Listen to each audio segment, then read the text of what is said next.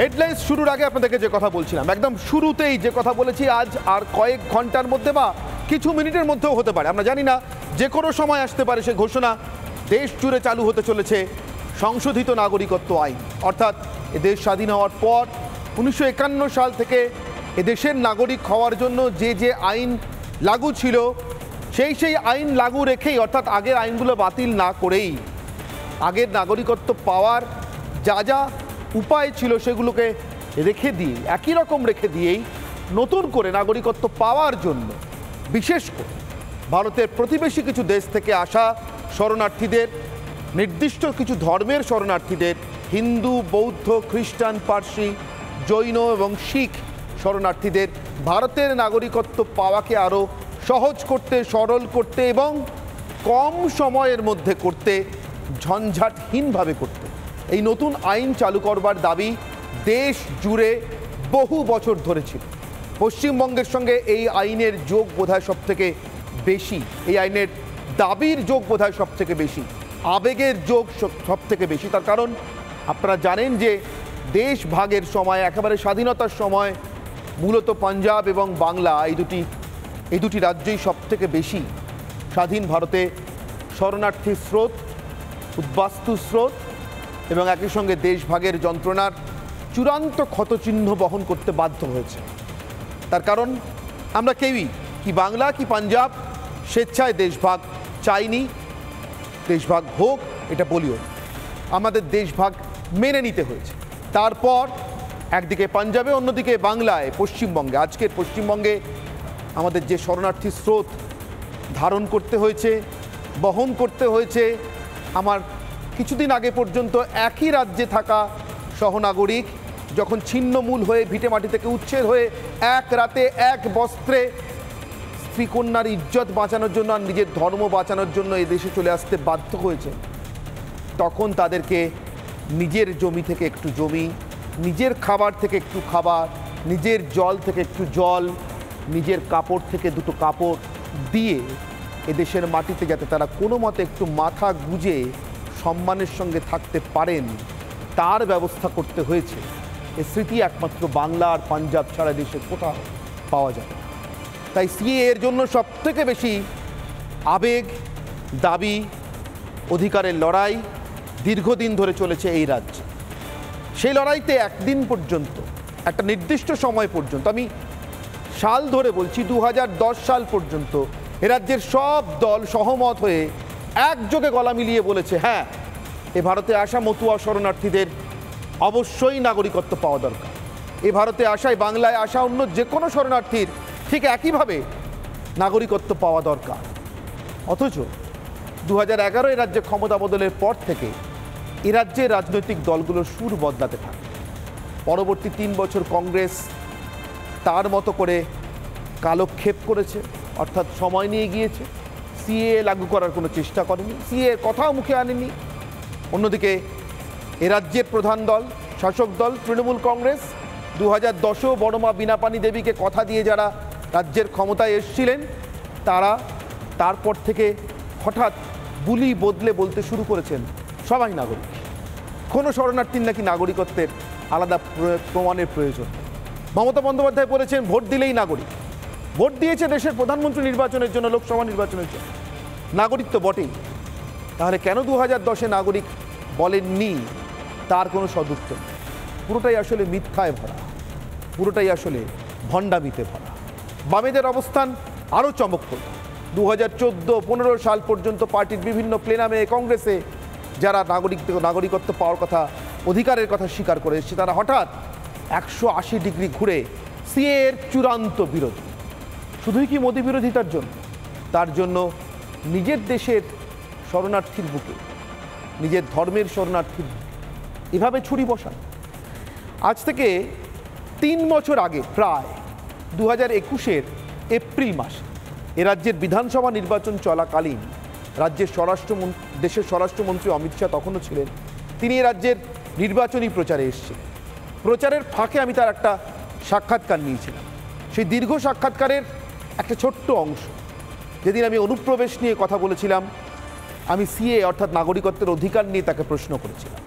সে প্রশ্নের উত্তরও একেবারে চোখে চোখ রেখেই দিয়েছিলেন দেশের স্বরাষ্ট্রমন্ত্রী।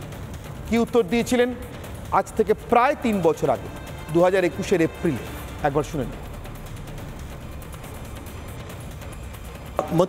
मथुआ जैसे शरणार्थी लोगों की नागरिकता देने की बात आती है सामने, तो ममता बनर्जी और उनकी पार्टी कहती है कि सीएए के खिलाफ है, एनआरसी के खिलाफ है। बाहर से अंदर आ रहा है, इतना ही नहीं है, यहाँ पे वोटर बन के वोट भी दे रहा है। वो हर एक वोट के सीजन पे आते हैं, बांग्लादेश की वोटर है, बांग्ला में आके भी वोट देते हैं।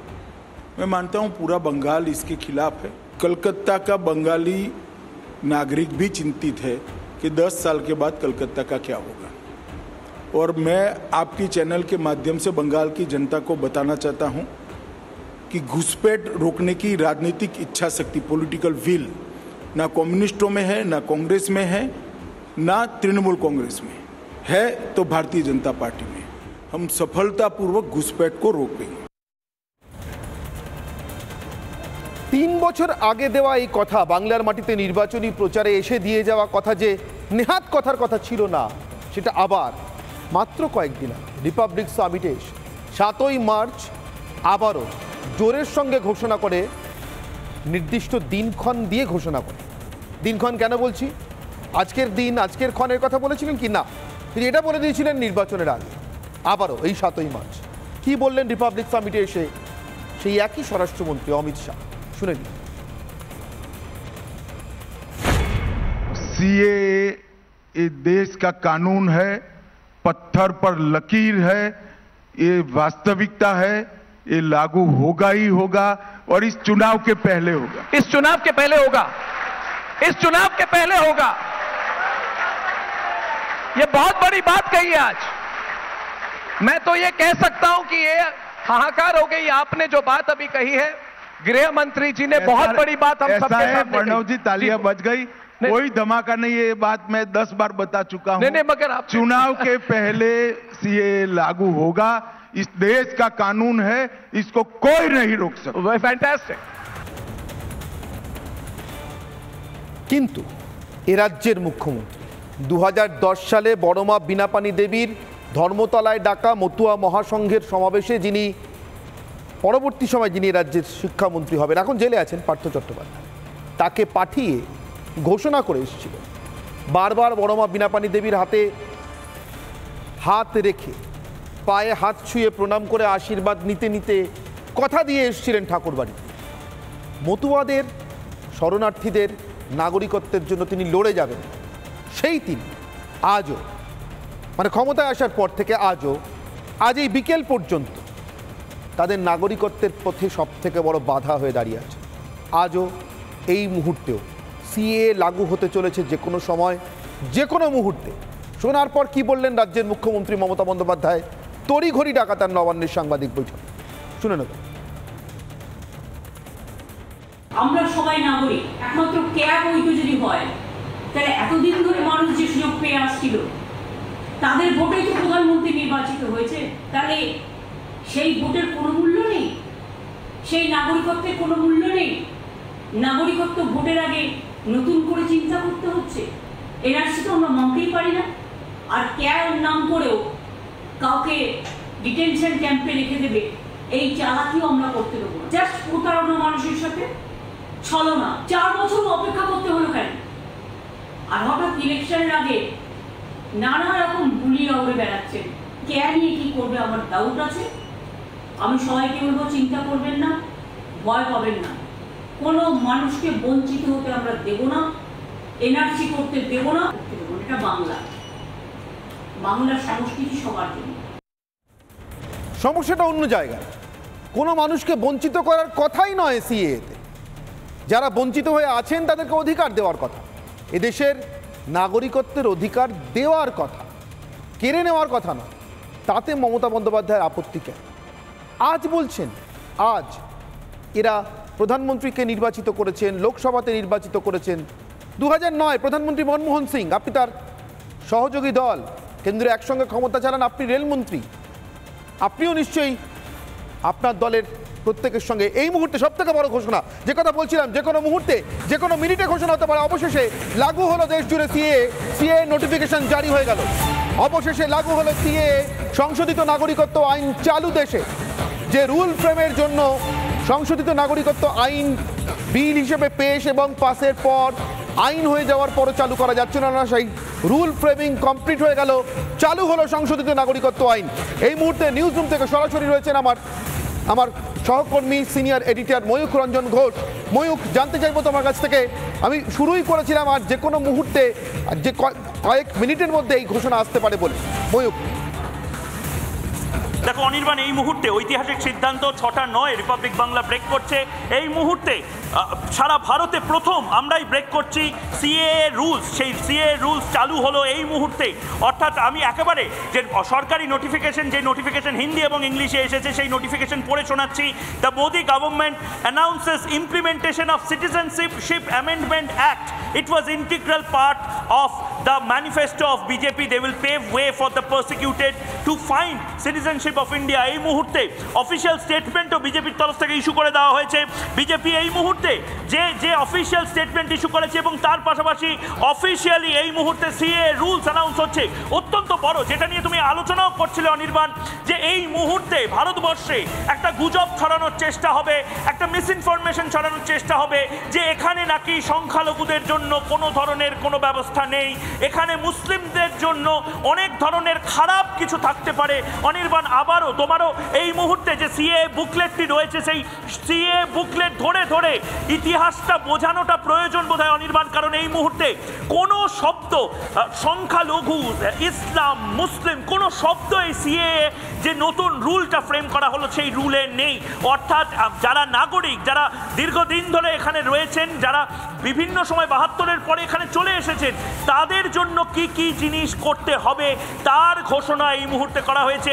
এবং তার পাশাপাশি 6টা 9 রিপাবলিক বাংলা এটা মেগা এক্সক্লুসিভ ব্রেক করলো। আমরাই সর্বপ্রথম বলেছিলাম আমাদের যে সামিট, যে রিপাবলিক সামিট, সেখানে অমিত শাহ কেন্দ্রীয় স্বরাষ্ট্রমন্ত্রী আমাদের এডিটর ইন চিফ অর্ণব গোস্বামীকে প্রথম বলেছিলেন যে সিএএ লাগু হচ্ছে এবং সেটা লোকসভা ভোটের আগে লাগু হবে। এই মুহূর্তে সিএএ লাগু হয়ে গেল, 6টা 9 রিপাবলিক বাংলা ব্রেক করলো। সারা পৃথিবী এই মুহূর্তে তাকিয়ে রয়েছে ভারত সরকারের দিকে, ভারত সরকারের পরবর্তী পদক্ষেপ কি হতে চলেছে। এবং সারা পৃথিবীতে যারা যারা হিন্দু, বৌদ্ধ, শিখ হওয়ার কারণে যারা বারবার অত্যাচারিত হয়েছেন তাদের জন্য, তাদের মনে আজ 6টা 9 থেকে একটা ইতিহাসের জায়গা তৈরি হলো। তারা মনে করতে পারেন যে আমাদেরও একটা হোমল্যান্ড রয়েছে, আমাদেরও একটা বাসভূমি রয়েছে যেখানে আমরা ফিরে আসতে পারি এবং সেখানে আমরা মাথা উঁচু করে বাঁচতে পারি। অনির্বাণ, ময়ূখ, যে কথাটা বারবার বলছিলাম আমি কিছুক্ষণ আগেও, মমতা বন্দ্যোপাধ্যায় কিছুক্ষণ আগেও নবান্নে বসে যে সাংবাদিক বৈঠক করেছেন সেখানে তিনি বলেছেন যে নাগরিকত্ব কেড়ে নেওয়া হলে, কাউকে বঞ্চিত করা হলে আমরা ছেড়ে কথা বলবো না। আমরা জানি নাগরিকত্ব দেওয়ার আইন সিএএ, তারপরেও এই বঞ্চিত করার কথাটা মুখ্যমন্ত্রী মমতা বন্দ্যোপাধ্যায়, রাজ্যের স্বরাষ্ট্রমন্ত্রী মমতা বন্দ্যোপাধ্যায়ের মুখ থেকে ছড়ানো মানেই তো কাইন্ড অফ ফেক নিউজ ছড়ানো। মুখ্যমন্ত্রী একটা দায়িত্বশীল পদে বসে রাজ্যের স্বরাষ্ট্রমন্ত্রী হয়ে এই কথাটা বলছেন কেন? ময়ূখ, কোনো খবর তৃণমূল কংগ্রেস সূত্রে, সরকার সূত্রে কোনো খবর?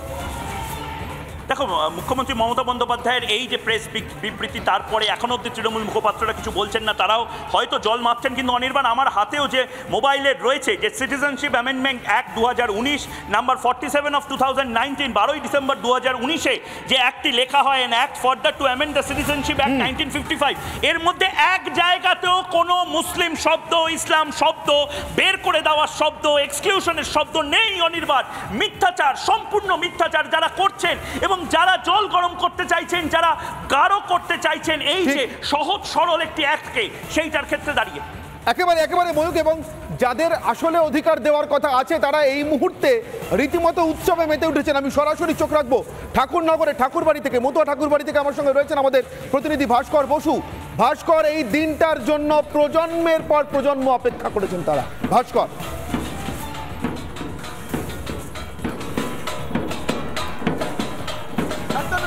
এবং এই মুহূর্তে আমরা যেখানে দাঁড়িয়ে রয়েছি এখানে একবার নয় একাধিকবার অনশন আন্দোলন পর্যন্ত হয়েছিল এবং অবশেষে প্রধানমন্ত্রী যে বার্তা দিয়েছিলেন যে গ্যারান্টি সিএএ ইমপ্লিমেন্ট হয়ে গেল।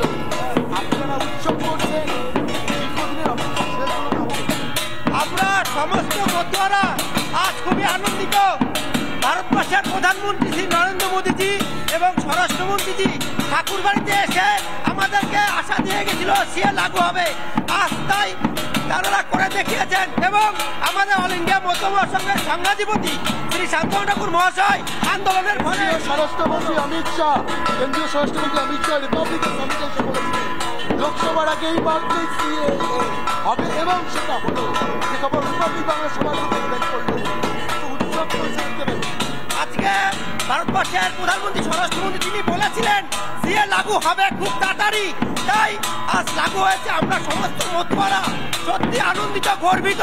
কি বলে আপনারা কতটা খুশি? দীর্ঘদিনের অপেক্ষা তো শেষ।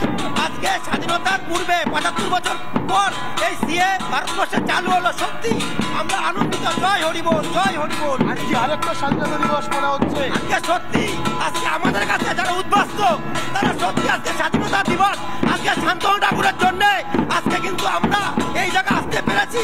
ওনার আন্দোলনে, ওনার নেতৃত্বে আজকে আমরা সিএ হলো, আমরা আনন্দিত। অনির্বাণ ছবি দেখাবো, ছবি কথা বলে। এই মুহূর্তে ঠাকুরনগর ঠাকুরবাড়িতে কার্যত উচ্ছ্বাসে উৎসবে মেতে উঠেছেন মতুয়া সম্প্রদায় মুক্তরা। বারংবার প্রধানমন্ত্রী নরেন্দ্র মোদীকে ধন্যবাদ জানাচ্ছেন। শোনাবো হরিবল, হরিবল, হরিবল, হরিবল, জয় হরিবল, জয় হরিবল। রয়েছে, লঙ্কা রয়েছে, ড্রাম রয়েছে, যে যেমন অর্থনৈতিক রয়েছেন, যেভাবে তারা আবেগকে প্রকাশ করছে, কার্যত অকাল হোলি বা অকাল দীপাবলি এই বিষয়টা কিন্তু মনে হচ্ছে। এবং এই মুহূর্তে গোটা ঠাকুরনগর ঠাকুরবাড়ি উৎসবে উল্লাসে ফেটে পড়ছে। কারণ সিএএ ইমপ্লিমেন্ট হয়েছে। রাজ্যের শাসক দল তারা নানান মন্তব্য করেছে, ইমপ্লিমেন্ট করতে দেওয়া হবে না, ইমপ্লিমেন্ট করতে দেব না, নানান মন্তব্য করেছে। কিন্তু তাদের জন্য এত কিছু তারা উৎসব করছে, তারা প্রধানমন্ত্রী নরেন্দ্র মোদীকে ধন্যবাদ জানাচ্ছে। আমরা শোনাবো, জয় হরিবল, হরিচাঁদ গুরুচাঁদ তারকচাঁদ প্রেমানন্দ একবার হরি হরিবল, হরিবল, হরিবল।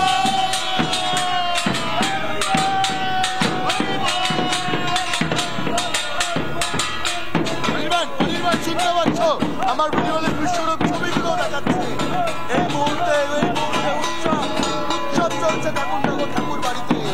এই মুহূর্তে দাঁড়িয়ে সিএএ দীর্ঘ কয়েক বছর বলা ভুল, কয়েক দশকের যে দাবি, কয়েক দশকের যে লড়াই, সেই লড়াই অবশেষে প্রধানমন্ত্রী নরেন্দ্র মোদীর হাত ধরে সফলতা সিএএ ইমপ্লিমেন্ট হয়েছে। আমার ভিডিওতে বিশ্বরূপ ছবি দেখাচ্ছে। আমার পিছনে গোটা ঠাকুরবাড়ি এখানে উৎসবে উল্লাসে আবেগে ফেটে পড়েছেন। কারণ নাগরিকত্ব তারা পাচ্ছে, আর সেই নাগরিকত্ব পাওয়ার জন্যই দীর্ঘ একটা সময়ের লড়াই, সেই লড়াই অবশেষে শেষ। এবং এই মুহূর্তে দাঁড়িয়ে ছবিগুলো দেখো, ছবি দেখো। বিশ্বরূপ আরো একবার বলবো, ছবি দেখা শোনাবো।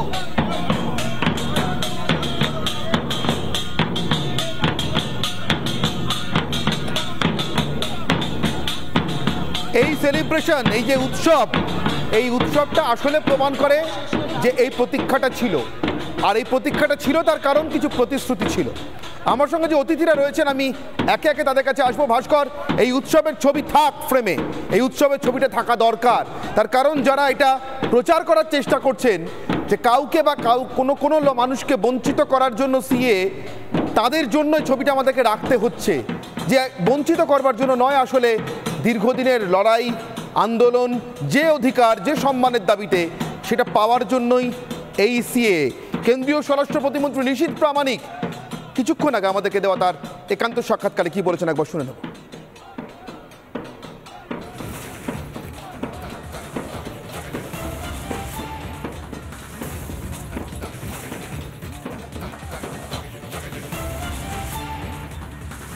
অসংখ্য মানুষ যারা রয়েছে ধর্মীয়ভাবে প্রতারিত হয়ে যারা ভারতবর্ষে এসে আশ্রয় নিয়েছে, তাদের প্রত্যেকের জন্য এই আইন অত্যন্ত ফলপ্রসূ হবে। এবং এই আইন নাগরিকত্ব দেওয়ার আইন, একটা লোকেরও নাগরিকত্ব এই আইনের মাধ্যমে যাবে না, এটা আপনার অন ক্যামেরা আমি নিশ্চিত করে বলে দিচ্ছি। একজন মানুষেরও নাগরিকত্ব যাবে না, অন ক্যামেরার মুখোমুখি দাঁড়িয়ে ক্যামেরার সামনে বলে যাচ্ছি। কিন্তু তারপরেও রাজ্যের মুখ্যমন্ত্রী, স্বরাষ্ট্রমন্ত্রী, পুলিশ মন্ত্রী মমতা বন্দ্যোপাধ্যায় কেন আগাম সিএ লাগু হবে শুধুমাত্র এই ব্রেকিং খবরটুকু রিপাবলিক বাংলা সম্প্রচার করার পর তড়িঘড়ি প্রেস কনফারেন্স করতে বসে গেলেন, আর সেখানে বসে এমন বঞ্চনার একটা হাওয়া তুলে দিলেন। কে বঞ্চিত হবে? সত্যি কি কেউ বঞ্চিত হবে, নাকি বঞ্চনার হাওয়া তুলে যারা আসলে ভোটে বঞ্চিত হওয়ার আশঙ্কায় দিন গুনছে তারা নিজেদের এই বঞ্চনা কমাতে চাইছে? আমার সঙ্গে যে উপস্থিত অতিথিরা রয়েছেন তাদের সঙ্গে একে একে পরিচয় করে দিই আপনাদের। আমার ডান দিকে রয়েছেন নির্মলা মুখোপাধ্যায়, বর্ষিয়ান সাংবাদিক। আপনাদেরকে আগাম জানিয়ে রাখি, ভারতীয় জনতা পার্টির কোনো মুখপাত্রকে এই মুহূর্তে শুধু আমাদের নয়, কোনো মিডিয়ার কোনো টেলিভিশন চ্যানেলের স্টুডিওতে আপনারা পাবেন না। তার কারণ সিএএ লাগু হওয়ার পর সম্ভবত এই ধরনের কিছু প্রচার বা অপপ্রচার হয়তো আসবে, তারা আগাম আন্দাজ করছেন। ফলে তাদের মুখপাত্ররা কি বলবেন, তারা এসে কোনো সংবাদ মাধ্যমের ডিবেটে অংশ নিলে সরকারের ভূমিকাকে এবং দলের ভূমিকাকে কিভাবে রাখবেন, তার জন্য তাদের কাছে নির্দিষ্ট গাইডলাইন আসার পরই তারা কোনো মিডিয়ার ডিবেটে বা বিতর্কে সরাসরি অংশগ্রহণ করবেন। ঠিক এই কারণেই ভারতীয় জনতা পার্টির কোনো মুখপাত্রকে আজকে আপনারা দেখতে পাচ্ছেন না আমার স্টুডিওতে, বা এই মুহূর্তে কোনো স্টুডিওতে দেখতে পাবে না যদি সেখানে সিএএ নিয়ে কোনো বিতর্ক হয়। আমার ঠিক বাঁদিকে রয়েছেন আশুতোষ চট্টোপাধ্যায়, কংগ্রেস মুখপাত্র। আমার একেবারে বাঁদিকে রয়েছেন অর্ক কুমার নাগ, আইনজীবী, এবং অর্ক তৃণমূলকে সমর্থন করেন। আমার সঙ্গে এছাড়াও অনলাইনে যোগ দিয়েছেন অনির্বাণ চৌধুরী, সিপিআই নেতা, কান্দি থেকে, এবং আমার সঙ্গে রয়েছেন অরিন্দম বন্দ্যোপাধ্যায়, জনসংযোগ বিশেষজ্ঞ, অনলাইনে যোগ দিয়েছেন। আমি প্রত্যেকের কাছে আসবো, কিন্তু শুরু করবো আমি অর্ক আপনার কাছ থেকে। অর্ক, আপনি একজন আইনজীবী, আপনি জানেন একটা আইন, তারপর তার রুল ফ্রেমিং হওয়া এবং সেটা চালু হওয়া, যে আইনটার একটি প্যারাগ্রাফে, একটি লাইনে, একটি শব্দেও মুসলিম শব্দটা লেখা নেই, সেই আইনটিকে সামনে রেখে ঢাল করে কাদের বঞ্চিত হওয়ার, কাদের দেশ থেকে বিতাড়িত হওয়ার ভয় বা উৎকট আশঙ্কা অপপ্রচার করা হচ্ছে? অর্ক, মুসলিম শব্দটা লেখা নেই, এটাই তো সমস্যা। একটা সিটিজেন্স অ্যামেন্ডমেন্ট অ্যাক্ট, এটা 1955-এর অ্যাক্টটাকে অ্যামেন্ড করে নতুন অ্যাক্ট এলো। আপনি যদি 1955-এর অ্যাক্টটা সম্পর্কে একটু দেখেন, ওই একটা কি বলছে, ওই একটা বলছে যে 26শে জানুয়ারি 1950 থেকে 1 জুলাই 1987 পর্যন্ত যারা যারা ভারতে জন্মেছেন সবাই ভারতীয়। 1 জুলাই 1987 থেকে 3 ডিসেম্বর 2004 পর্যন্ত যারা যারা ভারতে জন্মেছেন, যাদের আইদার অফ দি প্যারেন্ট, বাবা বা মা কেউ একজন ভারতের নাগরিকত্ব অলরেডি আছে, তারা ভারতীয়। তাছাড়া তারা রেকগনাইজ করছেন কি, তারা একটা 12 বছরের টাইম ফ্রেমকে রেকগনাইজ করছেন উইথ রিগার্ড টু সিটিজেনশিপ। তারা ডুয়াল সিটিজেনশিপটাও কিন্তু রেকগনাইজ করছেন, কারণ কি আপনি জানেন সেই সময় গোয়া আমাদের ভারতবর্ষের অধীনে ছিল না, পরবর্তীকালে ইনকর্পোরেট হয়। 18 বছর বয়স পর্যন্ত এরকম অনেক সময় দেখা যায় যে বাবা মা দুজনেই বিদেশে থাকেন, বাইরে বাচ্চা জন্ম নিয়েছেন, কিন্তু পরবর্তীকালে তারা চলে এসছেন বা বাচ্চা মনে করেছেন তিনি ভারতের নাগরিকত্বই নেবেন। ঠিক, তো 18 বছর বয়স পর্যন্ত ডুয়াল সিটিজেনশিপেরও জায়গা আছে। এবং এটার যে পরিপূরক আইনটা হচ্ছে ফরেনার্স অ্যাক্ট 1946, যেখানে বলা হচ্ছে যে যদি কোনো বিদেশি ভারতবর্ষে থাকে তাকে একটা ভ্যালিড ভিসা নিয়ে থাকতে হবে, আর যদি সে ভ্যালিড ভিসা নিয়ে না থাকে পরবর্তীকালে foreigners report to police order তৈরি হয় 2001 সালে, যাতে নাকি যদি কোনো লোক প্রপার নিয়ম না মেনে যদি ভারতবর্ষে থাকে কোনো বিদেশি, তার বিরুদ্ধে অ্যাকশন নেওয়া যায়। এটা অ্যামেন্ডমেন্ট যখন হলো তখন আচমকা একটা সিচুয়েশন ক্রিয়েট করে বলা হলো যে আমরা একটা, যারা রেফিউজি, যারা অন্য দেশ থেকে কোনো কারণে আমাদের দেশে চলে এসছেন, কোনো কারণ না, ধর্মীয় কারণে, শুধুমাত্র ওই একটি নির্দিষ্ট ধর্মের তিনি মানুষ বলেই তাকে শরণার্থী হতে হচ্ছে, এবং সেটা একটি নির্দিষ্ট ধর্ম নয়, শুধুমাত্র হিন্দু ধর্ম নয়, হিন্দু, বৌদ্ধ, জৈন, শিখ, পার্সি, খ্রিস্টান, একদম তাই। এবং আমি কিন্তু রেফিউজির ডেফিনেশনটা বলছিলাম যে অন্য কোনো লোক অন্য কোনো দেশে যাচ্ছেন, কারণ কি তার কোনো পারসিকিউশন বা কোনো প্রবলেমের কারণে তারা ওই দেশে থাকতে পারছেন না। এই কথাটা যখন বলা হলো, আমাদের আশেপাশের যে দেশ যেখান থেকে রেফিউজি প্রবলেমটা আমাদের দেশে আছে, গুড ব্যাড ইনডিফারেন্ট, বহুবারই ট্রানজিশনে আমাদের দেশে লোক এসছেন, সেখানে একটি পার্টিকুলার রিলিজিয়নকে বাদ করে রাখা হলো। That was the prime official decision. এবারে আপনি যদি একটুখানি ইউনাইটেড নেশনসের office of the United Nations high commissioner for the human rights, তিনি ডিসেম্বর 2019-এ ওয়ে ব্যাকের যে মেশিনারি কনফারেন্স হচ্ছে জেনেভায়, সেখানে কি বলছেন জেরেমি লরেন্স বলছেন ফান্ডামেন্টালি ডিসক্রিমিনেটরি একটা ল। এটা কোনো কারণে যদি আপনি পার্টিকুলারলি, আমার তো মনে হয় কোনো রিলিজিয়নকে স্পেসিফিক করার দরকারই ছিল না। কেন দরকার ছিল না? যখন রিলিজিয়াস কারণেই তারা পারসিকিউটেড হচ্ছেন, অন্য কোনো কারণে নয়। যদি রিলিজিয়াস কারণেই মান্যতা দেবেন না হয়, তাহলে আজকে যদি ধরুন তর্কের খাতিরে নেপালে যদি কোনো মুসলিম পারসিকিউটেড হন, বা ফর এক্সাম্পল বাংলাদেশেও যদি আপনি জানেন মুসলিমদের মধ্যেও ভাগ আছে, যদি মুসলিম পারসিকিউটেড হন, রিলিজিয়াস কারণে তো পারসিকিউটেড হচ্ছেন, হঠাৎ ওটাকে এক্সক্লুড মানে ইনক্লুড না করে এক্সক্লুড করার তো কোনো দরকার ছিল না। 75 বছরের ইতিহাস কি বলছে নির্মলা বাবু? এইভাবে আমাদের ভাবা উচিত ছিল না, যেভাবে ভাবা হচ্ছে সেটা ঠিক হয়েছে। আমি কি বলতে চাইছি উনি বলছেন অন্য ধর্মের কোনো মানুষের মানে যাদেরকে একমাত্র অন্য ধর্ম বলতে একমাত্র মুসলিম ধর্ম বাদ গেছে এখান থেকে, তারা পারসিকিউটেড হচ্ছেন না, তারা অত্যাচারিত হচ্ছেন না, এটা ধরে নেওয়া কেন হচ্ছে? কিন্তু সত্যি তো হচ্ছেন না কেউ, আমাদের প্রতিবেশী কোনো দেশ থেকে তো হচ্ছেন না। কিন্তু প্রশ্নটা দাঁড়াচ্ছে যে গভর্নমেন্ট তো বলেছে 6টা পার্টিকুলার ধর্মের কথা বলে, তাহলে অন্যের কথাটা আসছে কেন? এটা আমি বুঝছি না। এটা তো আমাদেরও প্রশ্ন যে কোনো ধর্মের কথা না লিখে রিলিজিয়াস পারসিকিউশন বললেই তো যথেষ্ট। এই ডিসকাশনটা কে নিতে পারে? গভর্নমেন্ট নিতে পারে। হ্যাঁ, অ্যাবসলিউটলি। আপনি তাহলে গভর্নমেন্টের উপর চাপাচ্ছেন কেন? না না, চাপাচ্ছি না তো, প্রশ্ন করছি। না, আপনি প্রশ্ন করছেন যে ওদেরকে বাদ দিচ্ছেন কেন? হ্যাঁ, বাদ দিচ্ছেন কেন এই প্রশ্নটা তুলছেন তো, হ্যাঁ। কিন্তু গভর্নমেন্ট ওটাকে ইনক্লুড করছে না। স্পেসিফিক্যালি যখন ইনক্লুড করছেন, আমরা তো তাই বলছি, আমার মনে হয় আমরা বিয়ার অন দি সেম পেজ। বেশ, এবার আপনি যদি সেই প্রশ্নটা করে থাকেন, মমতা বন্দ্যোপাধ্যায় আজকে যা বলেছেন মুসলিম কথাটা কোথায় ব্যবহার করেছেন? আপনি হঠাৎ মুসলিমটা আনছেন কেন? না না, আমি তো আইনের কথা বলছি। ভয়ঙ্কর যে কথাটা বলছি, তিনি বলছেন বঞ্চিত করা হচ্ছে। কাকে বঞ্চিত করা হচ্ছে? মমতা বন্দ্যোপাধ্যায় 4-5টা জিনিস বলছে, এনআরসি রিলেট করছেন, কে ব্যাক করে দেবো এইসব বলছেন, যেগুলো লিউড কথাবার্তা, কোনো দাম নেই। আচ্ছা, তৃতীয় কথা যেটা উনি বলছেন সেটা হচ্ছে এটা একটা ডিসক্রিমিনেটরি ল। চতুর্থ বলছে এতে পোলারাইজেশন হবে। এটা কিন্তু ইউনাইটেড নেশনসের হিউম্যান রাইটস কমিশনও বলছে। আমি ইউনাইটেড নেশনসে যাচ্ছি না, আপনি মমতা ব্যানার্জির কথা বলুন। মমতা ব্যানার্জি ইউনাইটেড নেশনসের কথা বলতে চাই। মমতা ব্যানার্জি কি ইউনাইটেড নেশনস রেফার করে বলেছেন? বলার দরকার নেই তো, ইউনাইটেড নেশনস যেটা বলছেন সেটা তো সর্বজনসম্মত। আমি একটা জিনিস বুঝছি না, মমতা ব্যানার্জি যখন রেফার করে বলছেন না, আপনি কেন এটা কথাটা বলছেন? না না, এটা তো সর্বজনসম্মত, না বলার কি আছে? দেখুন, আমি একটা জিনিস বুঝতে পারছি না, যে এই যে লটা এসছে, এই লটা ডিভিসিভ, এটা কিন্তু খুব স্ট্রং ভাবে প্রমাণ করা যাচ্ছে না। আমার প্রশ্ন হচ্ছে, আমি ধরে নিচ্ছি আপনার কথা, যখন United Nations High Commission for Human Rights বলছেন কথাটা, এটাকে কাউন্টার না করছে রাজ্য সরকার, কেন্দ্র সরকার আবার চলে যাচ্ছেন ইউনাইটেড নেশনসে।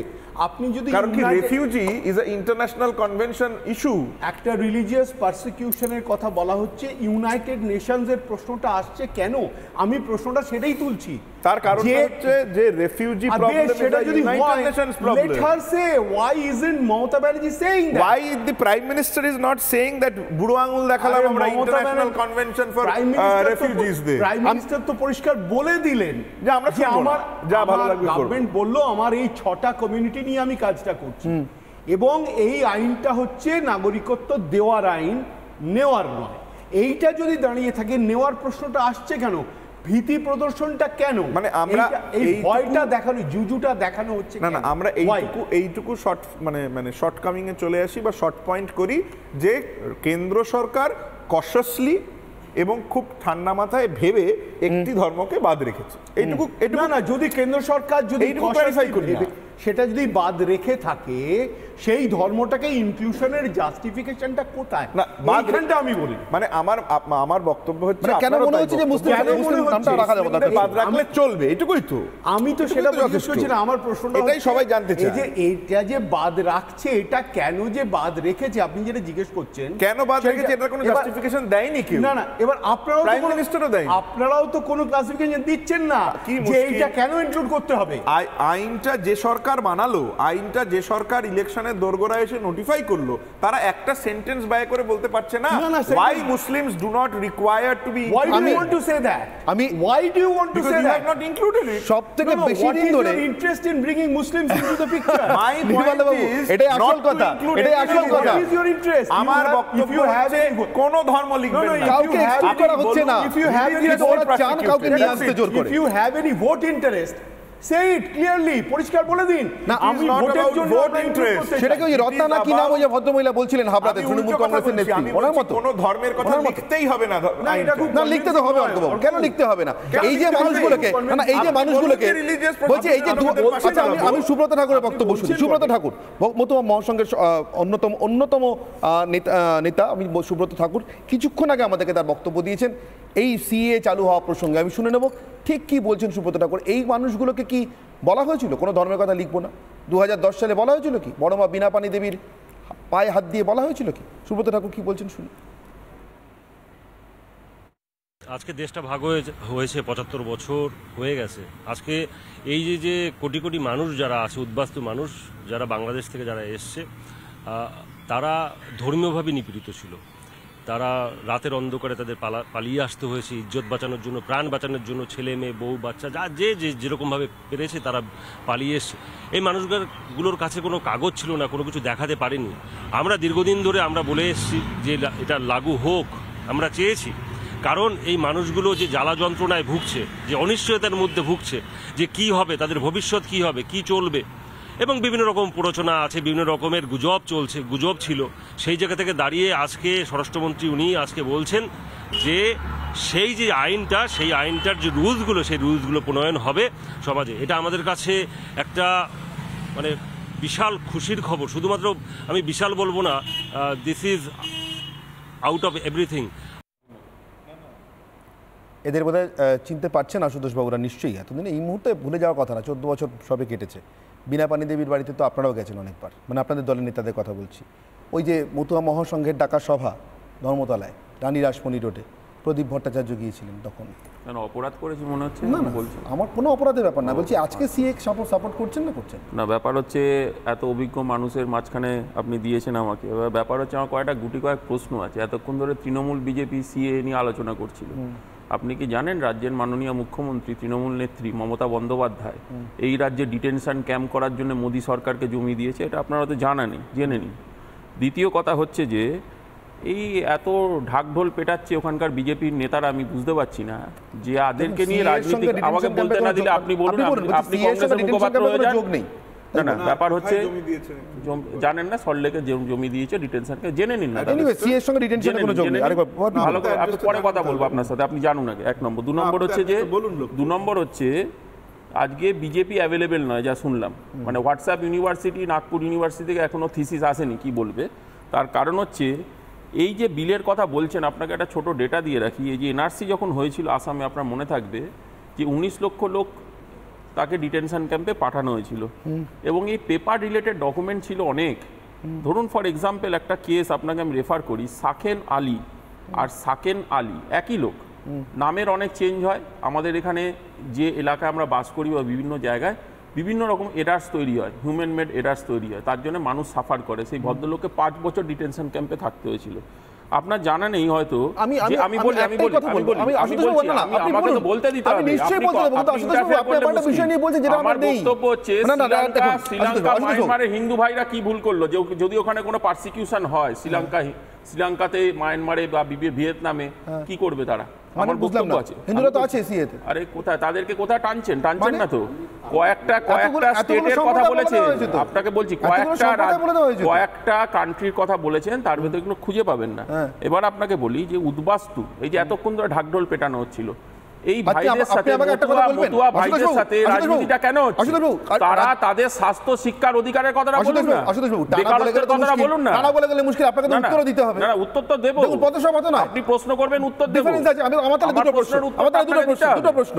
বড় মা বীণাপানি দেবীকে যখন কথা দিয়েছিলেন এদের নাগরিকত্ব দেব, কেন দিয়েছিলেন? লোকপালটা কোথায় গেল সেটা বলছেন না। লোকপালে তো ডিবেট করছি না, লোকপালে ডিবেট করছি না, আসল জায়গায় যাবেন না। লোকপালে ডিবেট করছি না, যেটা নিয়ে ডিবেট করছি না, যেটা নিয়ে বেকারত্বের কথা নেই। আশুতোষ বাবু, আমি সিএ নিয়ে ডিবেট করছি। আশুতোষ বাবু, সিএ নিয়ে বলছি তো, সিএ নিয়ে বলছেন, আপনি লোকপাল বলছেন, আশুতোষ বাবু, আমার স্পষ্ট প্রশ্ন আশুতোষ বাবু, সোজা প্রশ্ন আপনার কাছে, একটাই প্রশ্ন। আপনি শ্রীলঙ্কা মায়ানমারে হিন্দুদের কথা বললেন, নিশ্চয়ই। আপনি আমাকে আমাদের প্রতিবেশী দেশগুলো শ্রীলঙ্কা মায়ানমার ধরে নিয়ে আপনি আমাকে দুটো জিনিস দেখিয়ে দিন। এক, সেখানে আপনারা বারবার মুসলিম সম্প্রদায় নিয়ে কথা বলছেন বলে জিজ্ঞাসা করছি দুটো কথা। অর্কবাবু বলেছেন, আমি বলছি দেখিয়ে দিন যে মুসলিম সম্প্রদায় কোনো মানুষ বলছি অত্যাচারিত, এটা দেখিয়ে দিন। আর শ্রীলঙ্কার মায়ানমারে হিন্দুরা অত্যাচারিত, এটা দেখিয়ে দিন। আরে আপনাকে 75 বছর ধরে নাগরিকত্ব চাইছেন, বছরের ইতিহাস খুঁজতে গেলে তো আর আপনার এই 45 মিনিট ডিবেটে শেষ হবে না। মুশকিল, আপনি আমাকে দেখিয়ে দিন না। মুসলিম ভাইদের নিয়ে কি আপনারা মনে করেন কি মনে করেন না তারা ভারতবর্ষের অংশ? আমরা মনে করি, কংগ্রেস আমরা সেকুলার পার্টি বারবার বলেছি। তাতে সমস্যা কোথায়? কোনো রাজনীতি করার প্রয়োজন নাই। ভারতবর্ষের অংশ মনে করেন মতুয়াদের নিয়ে আপনারা যে খেলা দেখাচ্ছেন এখানে, মতুয়া ভাইরা কি ভোট দিতে পারেনি এতদিন? তাদের ভোটার কার্ড নেই। তাহলে 2010 সালে প্রদীপ ভট্টাচার্য গেছিলেন কেন? মিথ্যা কথা বলতে। ভোটার কার্ড কি নেই? মনমোহন সিং প্রধানমন্ত্রী হওয়ার পর প্রদীপ ভট্টাচার্য কেন গেছিলেন? আপনারা লোকসভা ভোট এসেছে, কিছু বলতে হবে, আপনারা কিছু করতে লোকসভা হবে, ভোটের সময় কেন রাজনীতি গেছিলেন? করছেন, তাদের আপনারা স্বার্থ, বিধানসভা ভোটের আগে তাদের কেন শিক্ষা, গেছিলেন? তাদের চাকরির আশুতোষ বাবু, অধিকার, তাদের আশুতোষ বাবু, না জীবন না না জীবিকা, না আশুতোষ বাবু, কোনো কথা বলেন না আশুতোষ বাবু, মতুয়া ভাই কথা এড়িয়ে যাবেন না। কথা বলেন কেন না, আমরা গেছিলেন বলি, প্রদীপ ভট্টাচার্য? মিথ্যা কথা আমরা বলতে বলি, কেন আমরা গেছিলেন? বলি, এটাই 2010 এ কেন গেছিলেন? 2010 এ কেন গেছিলেন? কংগ্রেসের সাথে 2010 এ কেন গেছিলেন? আগে এটার উত্তর দিন। 2010 এ কেন গেছিলেন? আগে এটার উত্তর দিন। না না না আশুতোষ বাবু, এটার উত্তর চাই। আমরা তো অনেক মনমোহন সিংকে এরা ভোট দিয়ে নির্বাচন করেছেন। থেকে উঠে আসি, সেই জন্যই বলি। নীলাদ্রি বাবু, নীলাদ্রি বন্দ্যোপাধ্যায় আমার সঙ্গে যোগ দিয়েছেন। নীলাদ্রি বন্দ্যোপাধ্যায় আমার সঙ্গে যোগ দিয়েছেন। নীলাদ্রি বাবু, রাজনীতিটা বন্ধ না করে না না স্বাস্থ্য, না শিক্ষা, অধিকারের কথাটা বলুন। আপনি আপনার এজেন্ডা এখানে কথা বলতে পারবেন না আশুতোষ বাবু। আপনি এজেন্ডা আমাকে সেট করে দিতে না, পারেন এজেন্ডা না। আমার সিএ এজেন্ডা। আপনি সিএ নিয়ে কথা বলুন। আমি সিএ নিয়েই বলছি। সিএ নিয়ে বলুন, আপনি সিএ নিয়ে বলছেন না। আইনি কথা বলুন না, আমি তো বলছি। নীলাদ্রি বাবু আমার সঙ্গে যোগ দিয়েছেন, আমি নীলাদ্রি বাবুর কাছে যাব। তার আগে অরিন্দম বাবুর কাছে যাব। তার আগে অরিন্দম বাবুর কাছে যাব। অরিন্দম ব্যানার্জি 2010 সালে অর্থাৎ মনমোহন সিং দ্বিতীয়বারের জন্য প্রধানমন্ত্রী হয়ে যাওয়ার পর 1 বছর আগে এরা সবাই লোকসভা নির্বাচনে ভোট দিয়ে দেওয়ার পর, না আশুতোষ বাবু সময় দিয়েছে, 1 বছর পর এরা বড়মা বীণাপানি দেবীর সভায় ডাকা সভায় গিয়ে কথা দিয়ে এসেছিলেন মতুয়াদের নাগরিকত্ব দেব। সেই দিন এদের মনে হয়নি আরে এই মানুষগুলো তো 1 বছর আগে আমাদের ভোট দিয়েছেন, দেশের প্রধানমন্ত্রী নির্বাচন করেছেন, এরা তো অলরেডি নাগরিক। এরা 2024 সালে এসে বলছেন এরা তো অলরেডি নাগরিক, এদের নাগরিকত্বের প্রমাণ কি? আমার স্পষ্ট কথা, আশুতোষ বাবু যা খুশি মনে করতে পারেন আমার কথা শুনে, মতুয়াদের সঙ্গে উদ্বাস্তুদের সঙ্গে এর থেকে বড় প্রতারণা আর কেউ করেছে কিনা? অরিন্দম বাবু। অনির্বাণ, একটু বলতে দিতে হবে। প্রথম কথা, কংগ্রেস, সিপিএম, কংগ্রেস এবং তৃণমূলের যে বক্তারা বললেন তারা এই সিএ লাগু করাটার মধ্যে একটা ভোট রাজনীতির গন্ধ খুঁজে পেলেন, নম্বর 1, বা খুঁজছেন। নম্বর 2, এই সিএ যে অ্যামেন্ডেড করে আজকে লাগু করা হচ্ছে, তো আমার সেই বন্ধু প্যানেলিস্টদেরকে আমি প্রশ্ন করতে চাই, আমাদের দেশটা কেন ভাগ হয়েছিল সেটা কি বন্ধু আমরা ভুলে গেছি?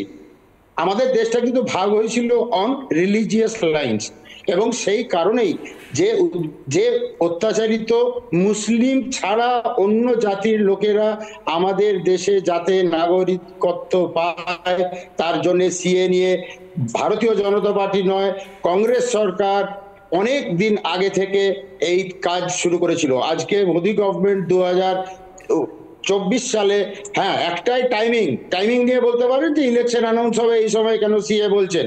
তো আমার কথা সবেতেই ভোট রাজনীতি না খুঁজে একটু সত্যিটার দিকে তাকান না।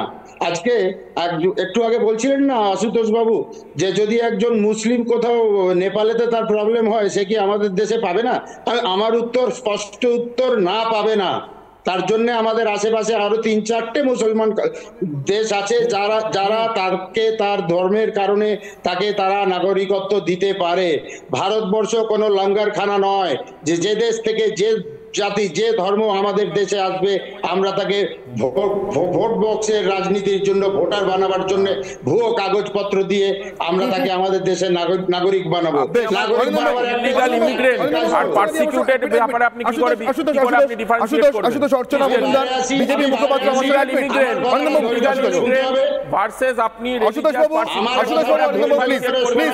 সময় চলে যাচ্ছে, আমি বিজেপির কাছ থেকে অফিসিয়াল প্রতিক্রিয়া নেবো প্লিজ। Ashutosh Babu please.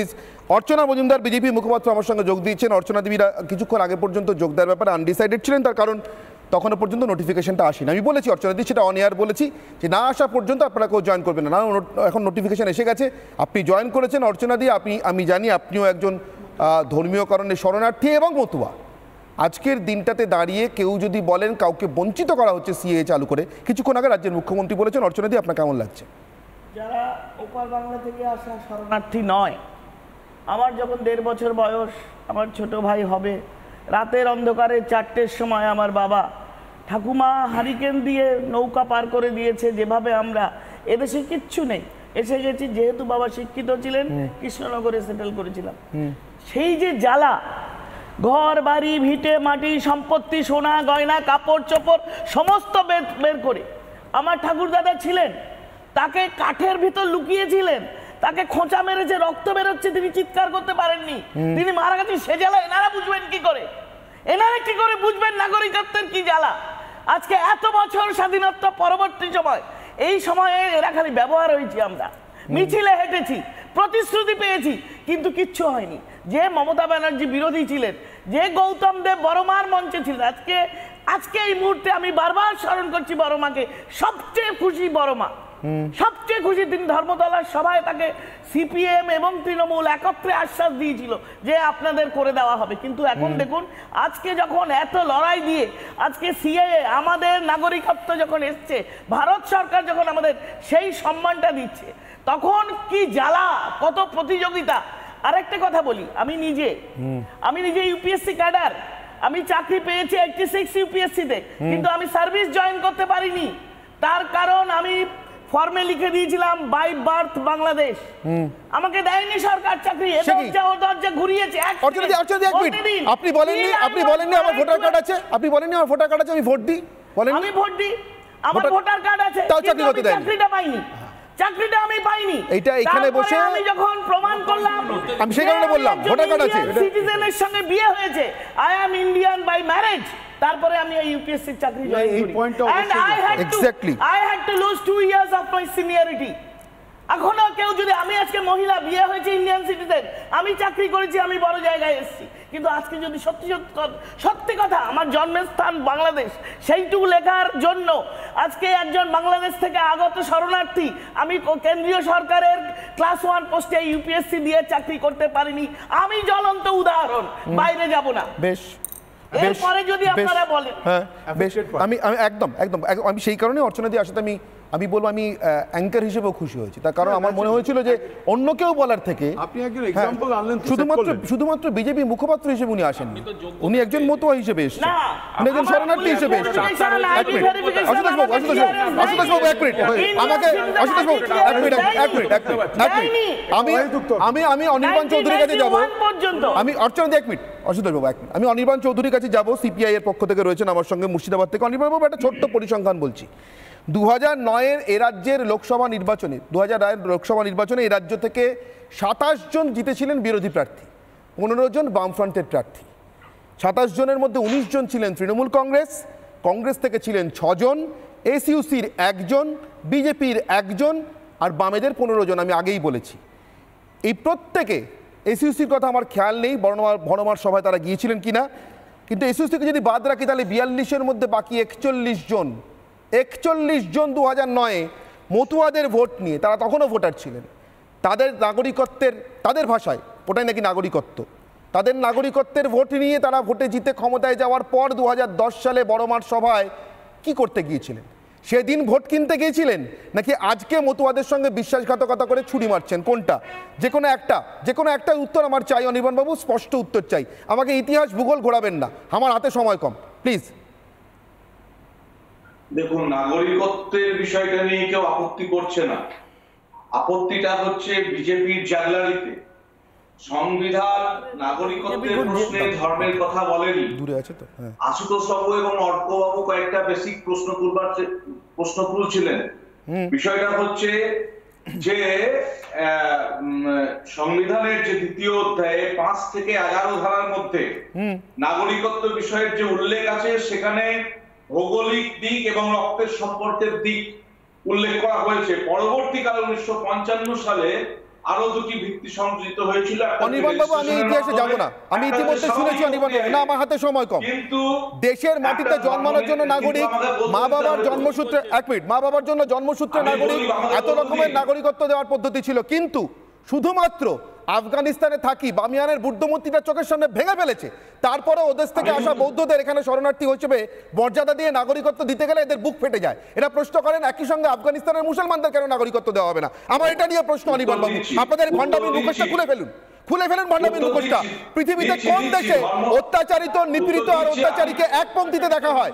আমাকে বলুন, পৃথিবীতে কোন দেশে আশুতোষ বাবু নিপীড়িত আর অত্যাচারীকে? আপনি আফগানিস্তানের তালিবান আর বৌদ্ধকে একসঙ্গে নাগরিকত্ব দিতে চান?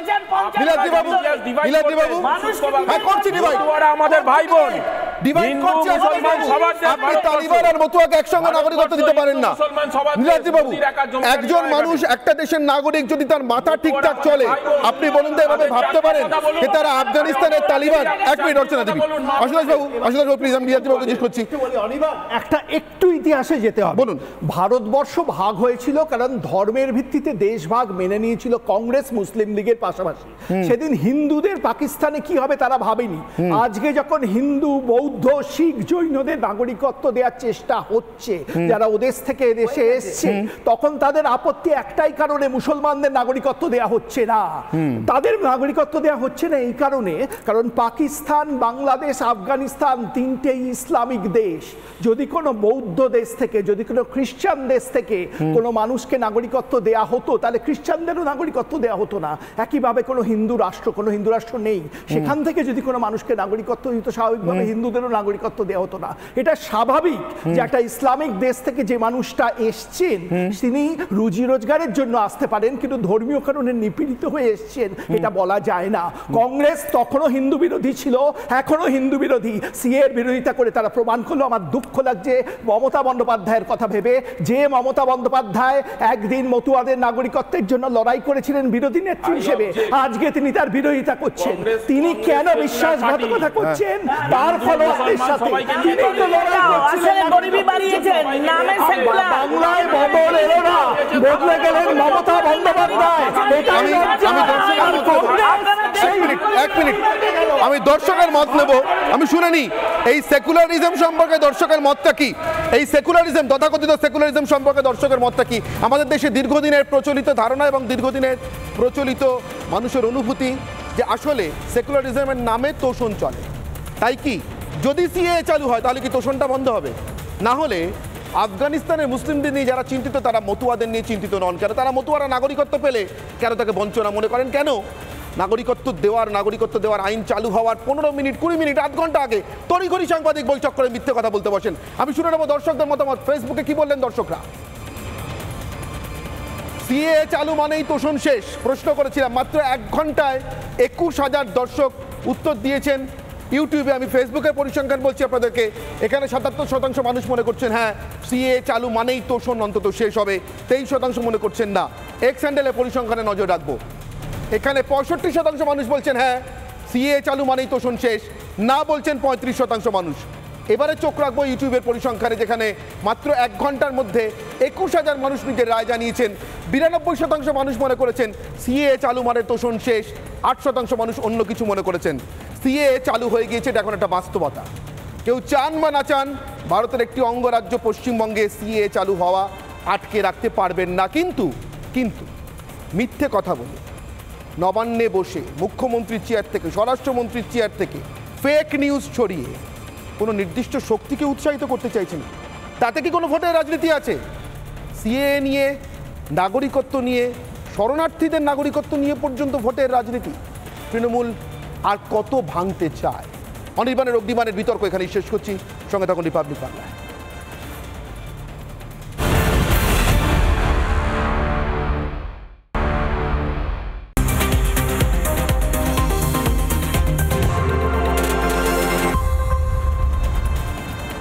রিপাবলিক বাংলা রুনা স্টুডিও থেকে অনির্বাণের অগ্নিবাণ আজ এ পর্যন্ত। সঙ্গে থাকুন রিপাবলিক বাংলায়।